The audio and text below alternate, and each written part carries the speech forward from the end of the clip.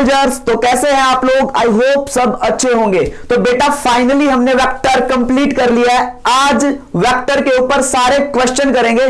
जो भी टॉपिक आज तक हमने पढ़ाए उन टॉपिक्स का मिक्सअप होगा, ठीक है? तो बिना किसी देरी के आज के लेक्चर को स्टार्ट करते हैं।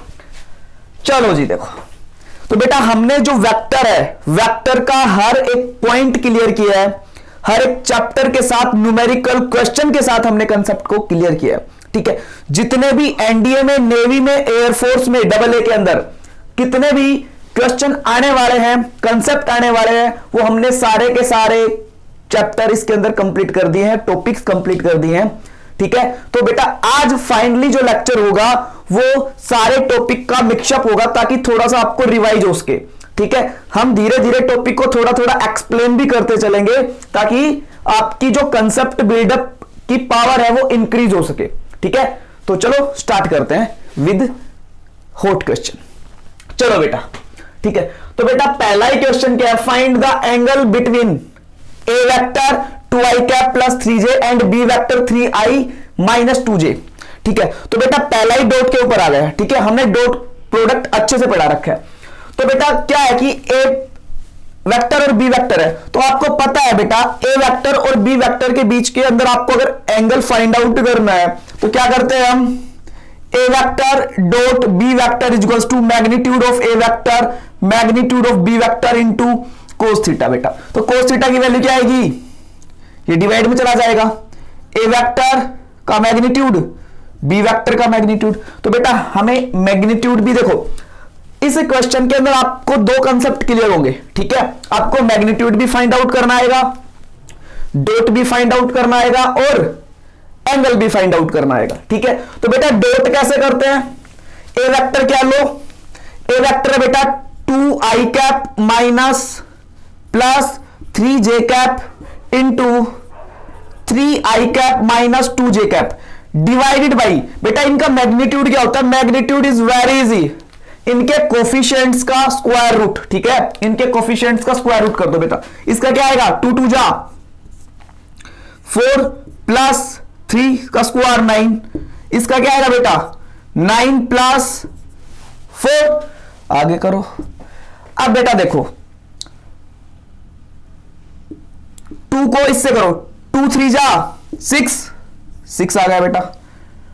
2 2 जा बेटा देखो i डॉट जे क्या आ जाएगा? 0। सिर्फ i dot i j dot j k dot k ही 1 होता है, बाकी सभी के साथ 0 हो जाता है। क्यों? क्योंकि वहां पे देखो बेटा i है, ये j है और ये k है। बेटा हर एक क्वेश्चन में आपको सारे के सारे कंसेप्ट क्लियर करवाऊंगा, ठीक है?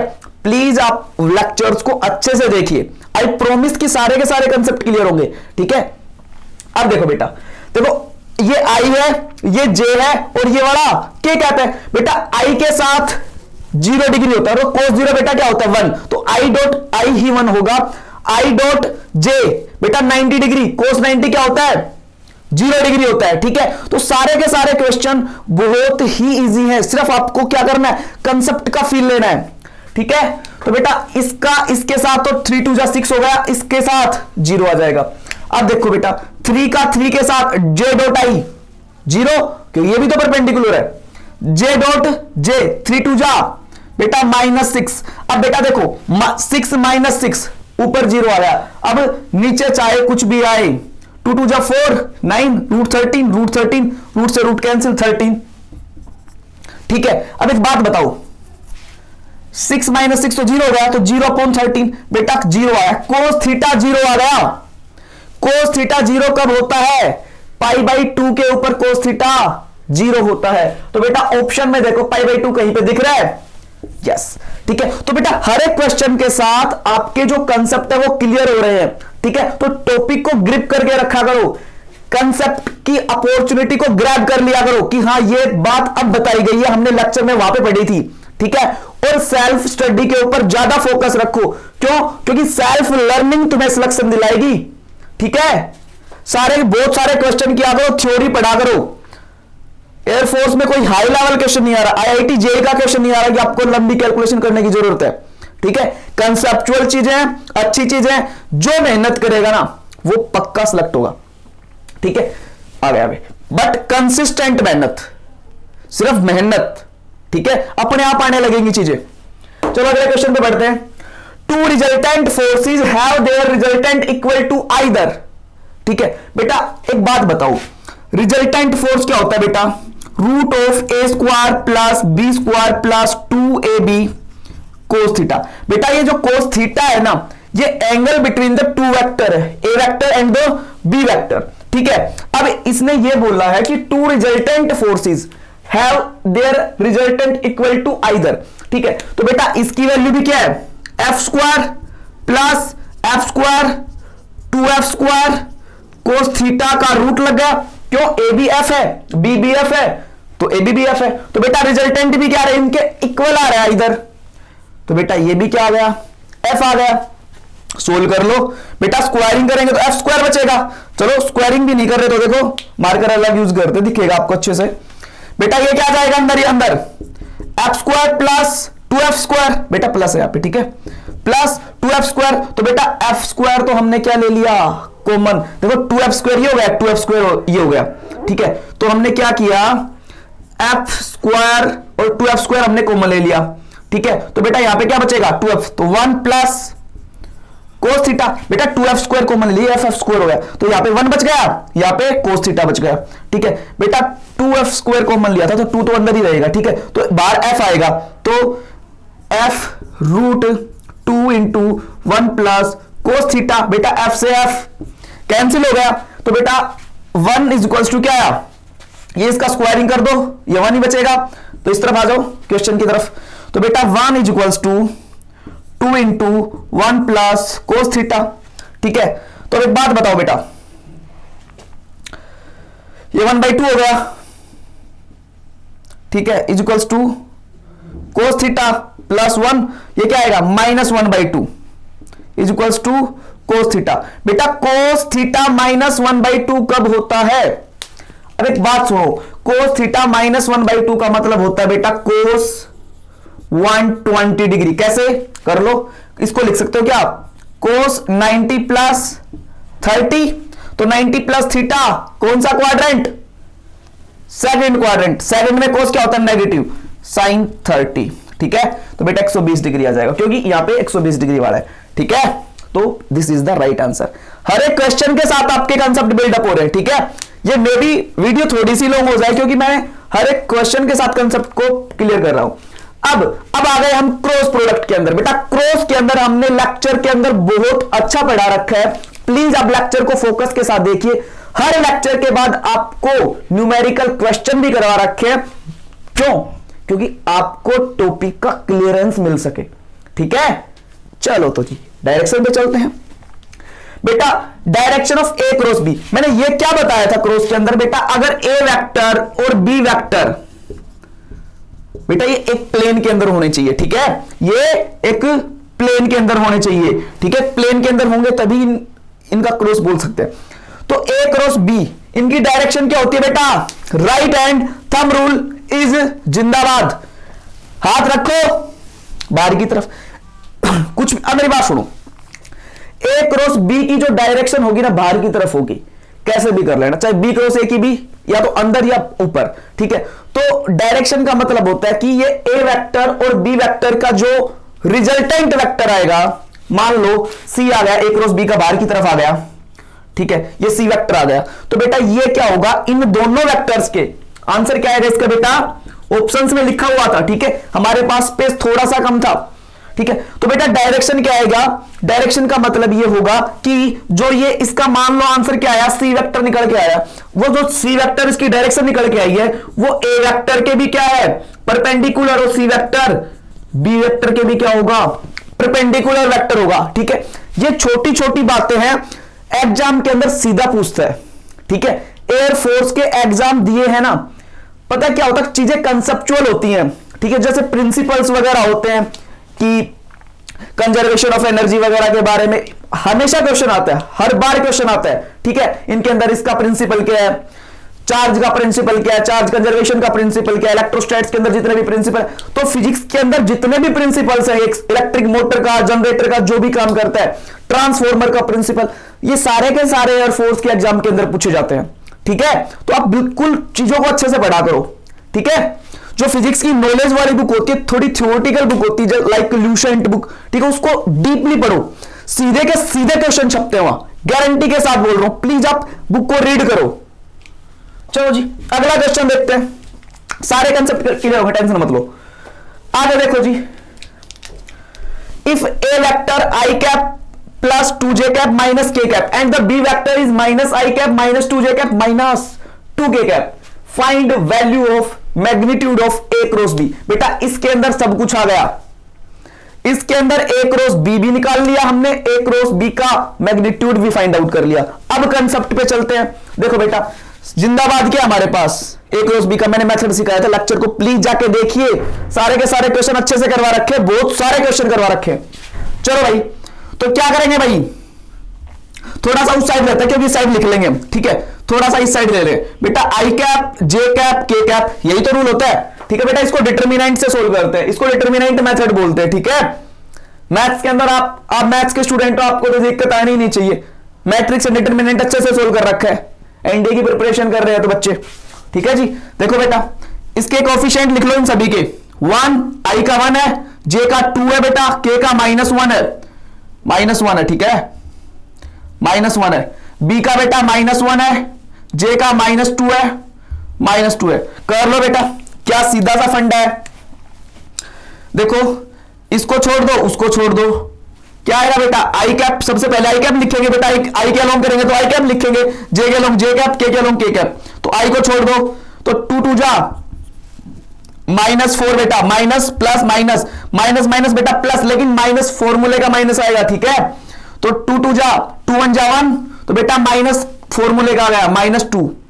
चलो जी माइनस दे बेटा, पहले पॉजिटिव फिर नेगेटिव फिर पॉजिटिव, अल्टरनेट साइन पे लगाएंगे, क्यों जब रो के अलोंग करते हैं तो मैथ वाले बच्चों को तो समझ में भी आ रहा होगा बेटा, अगर दूसरी रो के अलोंग करेंगे तो भी कर सकते हो आप, ठीक है।